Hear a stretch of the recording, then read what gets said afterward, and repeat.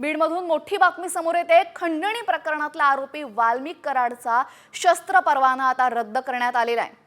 बीडच्या जिल्हाधिकाऱ्यांनी ही कारवाई केली असून वाल्मिक कराड याच्यावर 15 गुन्हे दाखल आहेत आणि गुन्हेगारी पार्श्वभूमी असलेल्या 100 शस्त्र परवानाधारकांचे परवाने जिल्हाधिकाऱ्यांनी आता रद्द केलेले आहेत। यात वाल्मिक कराडचा सुद्धा परवाना रद्द झालेला आहे। सरपंच संतोष देशमुख हत्या प्रकरणावरून गेल्या काही दिवसांपासून बीडचं राजकारण चांगलंच ढवळून निघालेलं आहे। त्यामध्ये आता खंडणी प्रकरणामध्ये अटकेत असलेल्या कराडचा शस्त्र परवाना रद्द करण्यात आलाय। सरपंच संतोष देशमुख हत्या प्रकरणाचा तपास एका बाजूला सुरू असताना आता यामध्ये एक मोठी अपडेटेड माहिती समोर आलेली आहे। या प्रकरणामधील आरोपी विष्णू चाटेचा मोबाईल अजूनही पोलिसांना सापडलेला नाहीये। हत्या प्रकरणामध्ये आतापर्यंत 5 मोबाईल जप्त करण्यात आलेले आहेत आणि हे सर्व मोबाईल तपासणीसाठी प्रयोगशाळेत पाठवलेत। मात्र विष्णू चाटेने अद्यापही सीआयडीला मोबाईल दिलेला नाही। फरार असताना नाशिकमध्ये मोबाईल फेकून दिला, मात्र तो कोणत्या ठिकाणी फेकला हे आठवत नसल्याचं विष्णू चाटे यांनी सीआयडीला सांगितलेलं आहे। विश्वसनीय सूत्रांकडून ही माहिती हाती येते। गेल्या काही दिवसांपासून सरपंच संतोष देशमुख प्रकरणावरून धनंजय मुंडेंवरही निशाणा साधण्यात येतोय। दरम्यान आता कृषी मंत्री धनंजय मुंडे यांच्या मंत्रिपदाच्या राजीनाम्यासंदर्भात उपमुख्यमंत्री अजित पवार यांना प्रश्न विचारला असता ते भडकले। कोण काय म्हणतं त्याच्याशी मला देणं घेणं नाही। या प्रकरणामध्ये जे कोणी दोषी असतील त्यांच्यावर कारवाई केली जाईल असं आश्वासन अजित पवारांनी दिलेलं आहे। त्या संदर्भामध्ये जे कोणी दोषी असेल त्यावर कारवाई केली जाईल असं राज्याचे प्रमुख देवेंद्रजींनी सांगितलेलं आहे। आम्हाही लोकांचं तेच मत आहे। सीआयडी आपली वेगळी चौकशी करते, SIT वेगळी चौकशी करते आणि न्यायालयीन पण चौकशी आहे ना बाबा। त्याच्यावर तिथं काही सरकारने काही कोणाला वेगळं काही ट्रीट करायचं नाही। सगळ्यांना कायदा सारखा। दादा, वीज बिल पुन्हा एकदा वाढण्याची शक्यता आहे। त्या संदर्भामध्ये कितीदा तेच सांगायचं, जे कोणी त्या एकंदरीत चौकशीमध्ये दोषी असेल त्या सगळ्यांवर कारवाई होईल। या सर्व महत्त्वाच्या बातम्यांनंतर आता राज्यासह देशातल्या महत्त्वाच्या बातम्यांचा घेऊयात वेगवान आढावा टॉप 50 मधून। पोलीस भरतीच्या परीक्षेमध्ये कॉपी केल्याचा प्रकार मुंबईच्या ओशिवरामध्ये घडलाय। कानात टाकलेल्या ब्लूटूथद्वारे पेपर सोडवणाऱ्या विद्यार्थ्याला पोलिसांनी ताब्यात घेतलंय। ओशिवरा परीक्षा केंद्रात हा प्रकार घडला असून वर्गाबाहेरून सहकारीच प्रश्नांची उत्तरं सांगत असल्याचं समोर आलंय। कल्याणच्या कोळशेवाडीतील सराईत गुन्हेगारांची पोलिसांनी धिंड काढली आहे। गेल्या अनेक महिन्यांपासून या 4 आरोपींनी परिसरामध्ये दहशत माजवली होती। आरोपींची धिंड काढल्यानंतर नागरिकांनी पोलिसांचं कौतुक केलंय।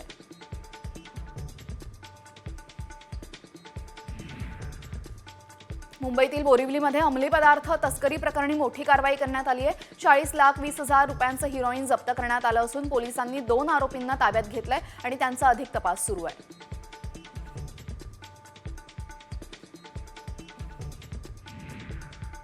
कात्रज भागात अंमली पदार्थ बाळगणाऱ्या एकाला गुन्हे शाखेच्या अंमली पदार्थ विरोधी पथकानं अटक केलेली आहे। जवळपास 22 लाखांचा अंमली पदार्थ ऐवज यावेळेस पोलिसांनी जप्त केलेला आहे।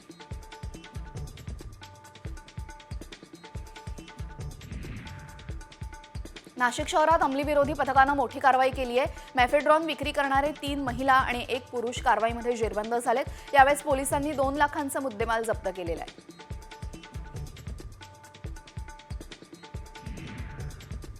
सोलापूर जिल्ह्यासाठी लवकरच 20 नवीन ST बस मिळणार आहेत। यापैकी 10 बस अक्कलकोट आगारला तर 10 बस बार्शीला देण्यात येणार असल्याची माहिती राज्य परिवहन महामंडळाने दिलेली आहे। मात्र जिल्ह्याला मिळणाऱ्या बस आणि आवश्यकता असणाऱ्या बस यामध्ये मोठी तफावत आहे।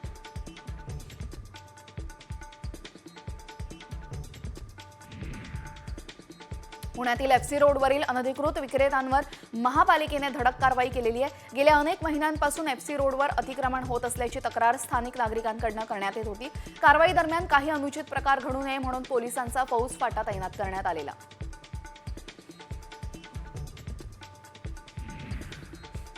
पुण्यात महिलांना रोजगार उपलब्ध व्हावा, नागरिकांनाही रिक्षाची चांगली सुविधा मिळावी यासाठी गुलाबी ई-रिक्षा खरेदी करण्यासाठी राज्य शासनाकडून अनुदान दिलं जाणार आहे। 2800 महिलांना रिक्षा देण्याचं उद्दिष्ट ठेवण्यात आलेलं आहे। या योजनेची अंमलबजावणी पुणे महापालिकेच्या माध्यमातून केली जाणार आहे।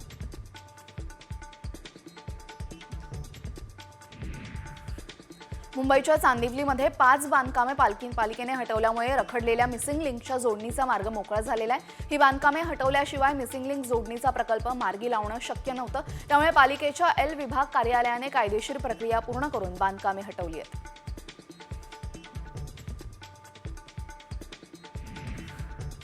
रिक्षा आणि टॅक्सीचा प्रवास या वर्षात महागणार आहे. तसंच शहरांमध्ये धावणाऱ्या बस सेवांचं तिकीटही महाग होणार आहे. एसटीच्या दरातही 15% भाडेवाढीचा प्रस्ताव सरकारला देण्यात आलेला आहे.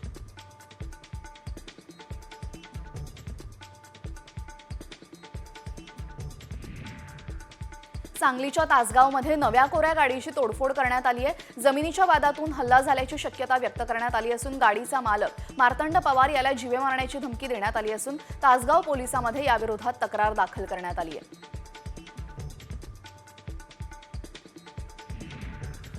मुंबई विमानतळावरून 30 कोटींचा गांजा जप्त करण्यात आलाय. गांजासह बँकॉकवरून आलेल्या 5 प्रवाशांना अटक करण्यात आली आहे. गांजासह विमानतळावरून 91 लाखांचं सोनं आणि 17 लाख रुपयांचं विदेशी चलन जप्त करण्यात आलेलं आहे. बुटामध्ये लपवून सोन्याची तस्करी सुरू होती.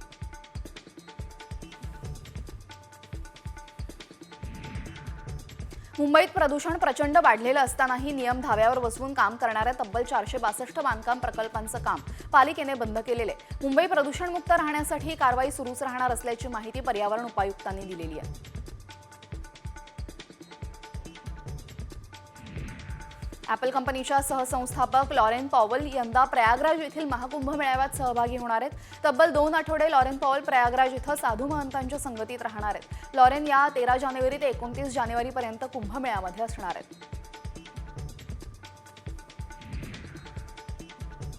ठाण्यातील रेमंड कंपनी आणि सुपर क्लब आयोजित ऑटोफेस्ट 2025 या ऑटो कार फेस्टिवलचं उद्घाटन उपमुख्यमंत्री एकनाथ शिंदे यांच्या हस्ते झालं.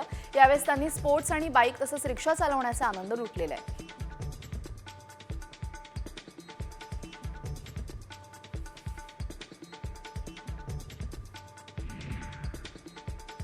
सध्या मकर संक्रांतीनिमित्त हलव्याच्या दागिन्यांची मागणी वाढलेली आहे. विविध प्रकारातील हलव्याचे दागिने बाजारामध्ये उपलब्ध झालेत. लहान मुलांसाठी सेट विविध प्रकारचे दिसतात आणि त्यामुळे मागणी सुद्धा वाढलेली आहे.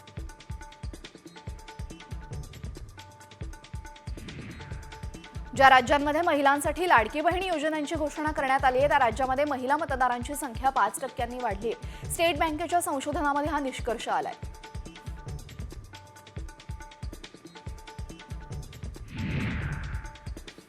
अकोल्याच्या वाळापूर तालुक्यामध्ये वडेगावमध्ये शेतीसाठी शेतकऱ्यांना जीव धोक्यात घालावा लागतोय. निर्गुणा नदीपात्रातला कोल्हापुरी बंधारात तुडुंब भरलेला आहे. त्यामुळे थर्माकोल शीट्स आणि बांबूपासून बनवलेल्या नावेतून नदी पार करावी लागते. मात्र हा जुगाड धोकादायक ठरतोय.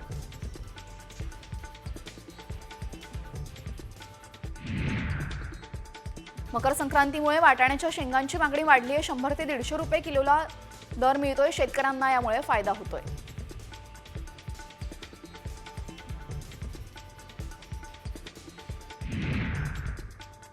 कोल्हापुरी गुळाला देशभरामध्ये मागणी असल्याने शाहू मार्केट यार्डामध्ये गुळाला चांगला दर मिळतोय.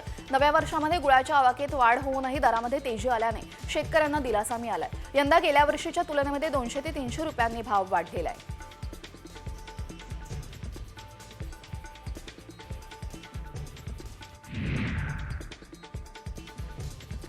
सांगलीत अंड्याच्या दरामध्ये मोठी घसरण झाली आहे. पोल्ट्री व्यावसायिकांचं त्यामुळे नुकसान होत आहे.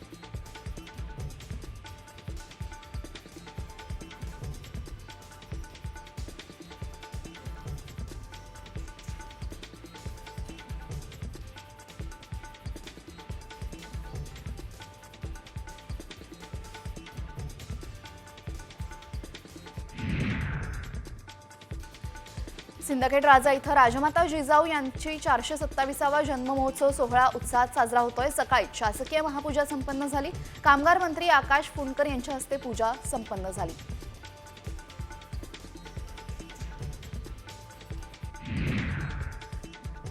खारघरच्या इस्कॉन मंदिराला पनवेल महापालिकेनं नोटीस बजावली. इस्कॉन मंदिराच्या प्रवेशद्वारावर लावलेल्या मंदिराचं नाव इंग्रजीत असावं, मराठीत लावण्यात यावं अशी नोटीस मंदिराला मनपानं बजावली आहे.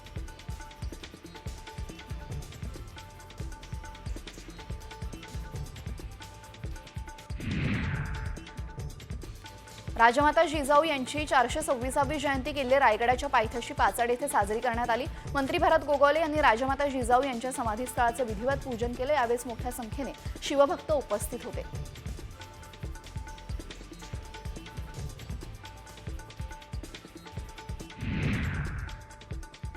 कोल्हापूर जिल्ह्यातील वारणानगर इथं जगातील सर्वात मोठी शिवछत्रपतींची रांगोळी रेखाटण्यात आलेली आहे.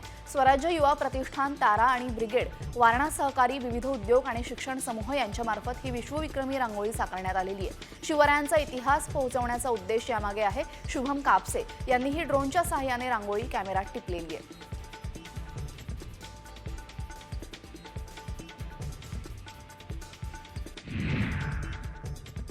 लातूरच्या उदगीरमध्ये विद्यानिकेतन कॉलनीतील शीतल जाधव ही नवविवाहिता घरात गळफास घेतलेल्या अवस्थेत आढळली. दरम्यान सासरच्यांनी तिला छळ करून तिची हत्या केल्याचा आरोप महिलेच्या नातेवाईकांनी केला असून महिलेच्या सासरकडचे मात्र फरार आहेत आणि त्यांना अटक करा नाहीतर आत्मदहन करेल असा इशारा शीतलच्या वडिलांनी दिलेला आहे.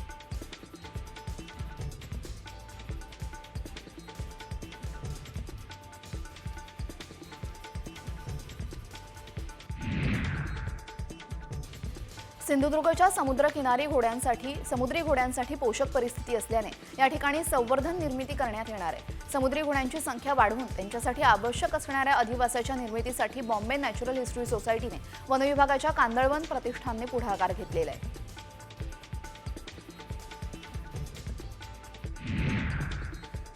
मकर संक्रांती निमित्त नवी मुंबईतील एपीएमसी बाजारपेठ सजलेली बघायला मिळते. रंगीबेरंगी पतंग लहान मुलांसाठी आकर्षण ठरत आहे. 140 रुपयांपासून ते 500 रुपयांपर्यंत पतंगांची किंमत असून ग्राहकांची गर्दी पाहायला मिळते.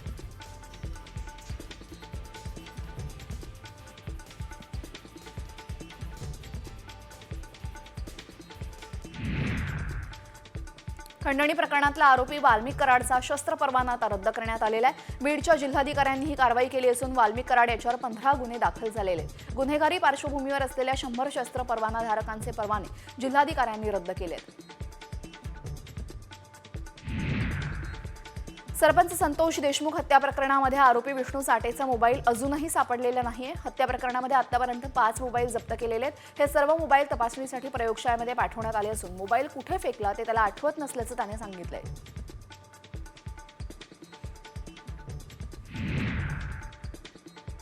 खंडणी प्रकरणामध्ये पोलीस कोठडीमध्ये असलेल्या वाल्मिक कराडला अशक्तपणा जाणवू लागल्याची माहिती आहे. वैद्यकीय अधिकाऱ्यांनी कराडची तपासणी केली असून कोठडीतच त्याच्यावर उपचार करण्यात आले. कराडला 14 जानेवारीपर्यंत पोलीस कोठडी सुनावण्यात आली आहे. वाल्मिक कराड आणि संबंधित शेतकऱ्यांचा व्हिडिओ व्हायरल झालेला आहे. सोलापूरसह राज्यभरातील 140 शेतकऱ्यांकडून तब्बल 11 कोटी 20 लाख रुपये घेतल्याचा आरोप कराडवर आहे. हे पैसे देण्यासाठी शेतकरी जमा झाले होते. त्या हॉटेलमधील वाल्मिक कराडचा व्हिडिओ व्हायरल झालाय.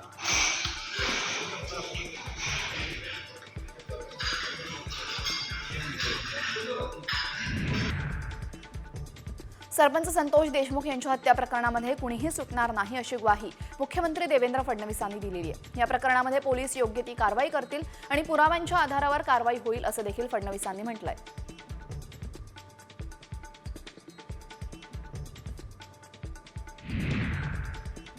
भाजपाने खेड्याकडे चला असं नवं मिशन आखलेलं आहे. त्यामुळे भाजपाच्या सर्व मंत्र्यांना आता 1 महिन्यापासून 1 दिवस तरी खेड्यामध्ये मुक्काम करावा लागणार आहे. भाजपाच्या मंत्र्यांनी महिन्यातून एकदा खेड्यामध्ये मुक्कामी राहावे असा टास्क प्रदेशाध्यक्ष चंद्रशेखर बावनकुळेंनी दिलेला आहे.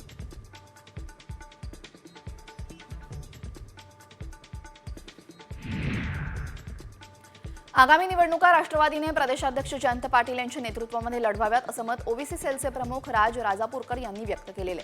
लोकसभेमध्ये पक्षाला यश मिळालं तेव्हा जयंत पाटील चांगले होते, आता अपयश मिळालं तर त्यांना बदलण्याची भाषा केली जाते असं म्हणत राजापूरकर यांनी संताप व्यक्त केलाय.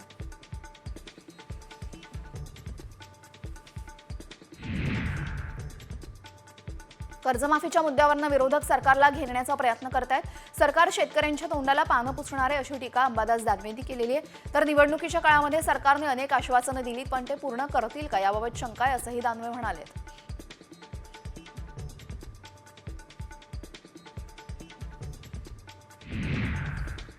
महिलांवर अत्याचार करणाऱ्या नराधमांना जास्त दिवस ठेवणं योग्य नाही असं खळबळजनक विधान मंत्री भरत गोगावले यांनी केलेलं आहे. बाहेरच्या देशामध्ये जसा ऑन द स्पॉट निकाल दिला जातो तसा कायदा आणावा लागेल अशी मागणी भरत गोगावले यांनी केली आहे.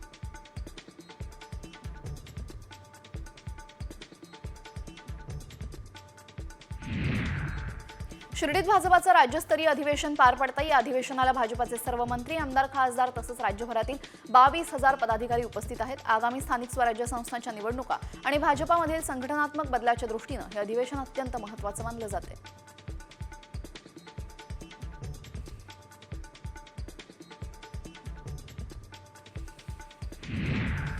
बुलढाण्यात भाजपच्या 2 गटात तुफान राडा झाला होता। याचा व्हिडिओ आता समोर आलेला आहे।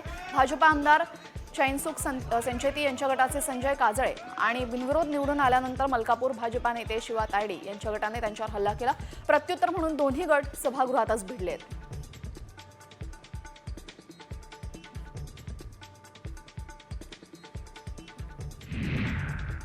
या सर्व बातम्यांच्या वेगवान आढाव्यानंतर आता बातमी आहे भरत गोगावले यांनी केलेल्या एका विधानासंदर्भात।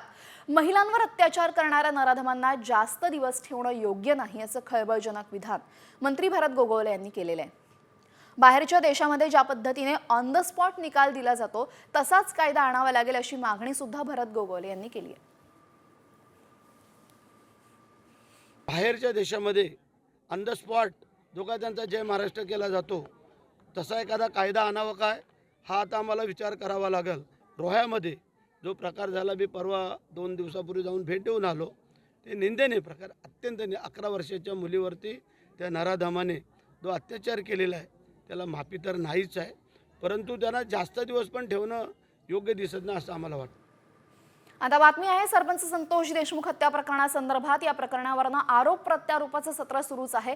मात्र आता मुख्यमंत्री असं म्हणतायत की मी कुणालाही सोडणार नाही, मात्र त्यांनी मुख्य आकालाच मोकामधून बाहेर ठेवले अशी टीका संजय राऊतांनी केली आहे।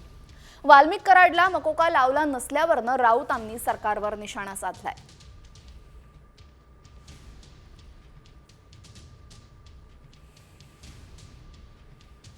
मुख्य आकाला सोडून इतरांना सगळ्यांना मोका लावला अशी टीका यावेळेस राऊतांनी केलेली आहे। वाल्मिक कराड याला खंडणी प्रकरणामध्ये अटक झालेली आहे, मात्र सरपंच संतोष देशमुख प्रकरणामध्ये अजूनही त्याला मोका लावण्यात आलेला नाहीये। यावरनं आता संजय राऊतांनी टीकास्त्र डागलेलं आहे सरकारवर। या राज्याचे गृहमंत्री देवेंद्रजी फडणवीस म्हणजे मुख्यमंत्री यांचं वारंवार वक्तव्य येते कोणालाही सोडणार नाही, पण मुख्य आरोपीला त्यांनी सोडलंय आणि मुख्य आरोपीला सोडून सगळ्यांना त्यांनी मोक्का लावला। भारतीय जनता पक्षाची राज्य करण्याची ही पद्धत आहे। मुख्य आका आपल्या पक्षात कायम ठेवायचा आणि त्याच्या खालचे जे लोक आहेत त्यांच्यावर कारवाई करायची। तर राऊतांनी यावेळेस सरकारवर टीकास्त्र डागलेलं आहे। यानंतर आता बातमी आहे सर्वसामान्यांसाठी मोठी, कारण नव्या वर्षामध्ये तुमच्या खिशावर मोठा भार पडणार आहे। कारण रिक्षा आणि टॅक्सीचा प्रवास आता महागणार आहे।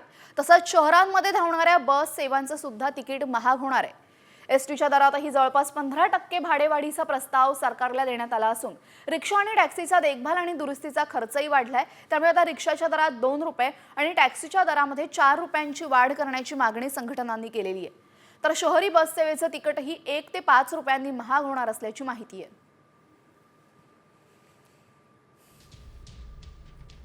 तर रिक्षाचा प्रवास जवळपास 2 रुपयांनी महागणार, टॅक्सीचा प्रवास 4 रुपयांनी महागण्याची शक्यता।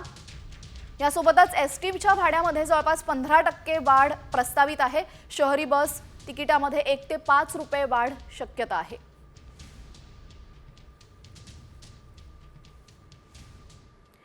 यानंतर आता बातमी आहे अकोल्यातून, अकोल्यातल्या शेतकऱ्यांच्या जीव घेण्या प्रवासाची। अकोल्याच्या बाळापूर तालुक्यामध्ये वडेगावचे शेतकरी शेतीसाठी जीव मुठीत धरून प्रवास करतायत। जीव धोक्यात घालून त्यांना ही नदी पार करावी लागते। हा जीवघेणा प्रवास गेली 15 वर्ष सुरू असून निर्गुणा नदीपात्रातला कोल्हापुरी बंधारा तुडुंब भरलेला आहे। मात्र नदीच्या दुसऱ्या काठावर जाण्यासाठी शेतकऱ्यांना कसलीच सुविधा नाहीये। थर्माकोल शीट्स आणि बांबूपासून एक नाव तयार केलेली आहे आणि हाच जुगाड वापरून ते या किनाऱ्यावरनं त्या किनाऱ्यावर जात आहेत। मात्र हा अत्यंत धोकादायक असा जुगाड असून दुसरा पर्याय नसल्याने दररोज 80 फूट रुंद आणि 15 फूट खोल अशा नदीतून जीवघेणा प्रवास या शेतकऱ्यांना करावा लागतोय।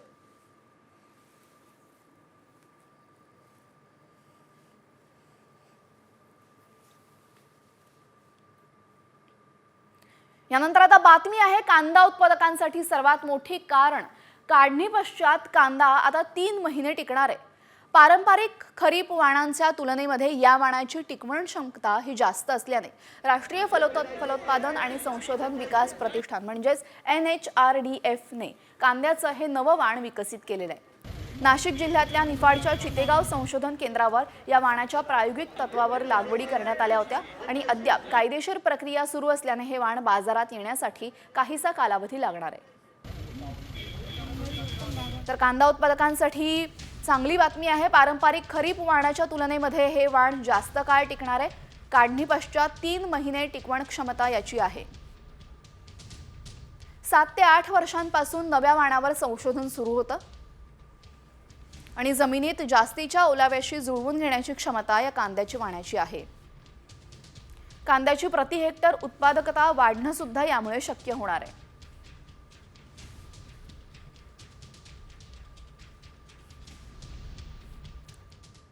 आता बातमी आहे एका व्हायरल व्हिडिओ संदर्भातली. एक भूत फिरतंय आणि ते भूत माणसांना रस्त्यात पकडून मारतंय. हे ऐकून तुम्हाला धक्काच बसला असेल. होय, अशाच प्रकारचा एक व्हिडिओ समोर आलाय आणि खरंच हे भूत फिरतंय का याची आम्ही पडताळणी केली. त्यावेळेस नक्की काय सत्य समोर आलं पाहूयात या स्पेशल रिपोर्टमध्ये.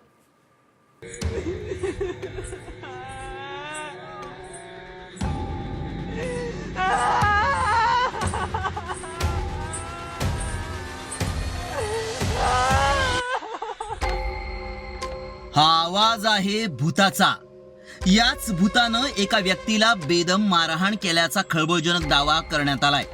मारहाणीचे फोटो बघा. ही मारहाण भूतानं केलीये असा दावा केलाय. मात्र खरंच भूत आहे का? भूतानं कधी मारहाण केल्याचं तुम्ही ऐकलंय का? नाशिकच्या निफाडमध्ये रात्री फिरतय भूत.